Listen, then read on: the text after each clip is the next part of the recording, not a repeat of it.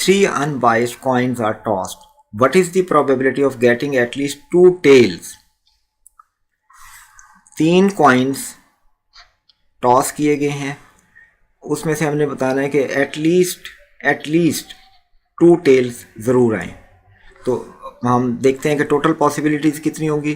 Coin की 2 faces होती हैं, तो इसलिए 2 into 2 into 2 total possibilities 8 events बन सकते हैं। जैसे एक इवेंट बन सकता है कि टेल टेल और टेल, ये एक इवेंट है। दूसरा हो सकता है टेल टेल और हेड।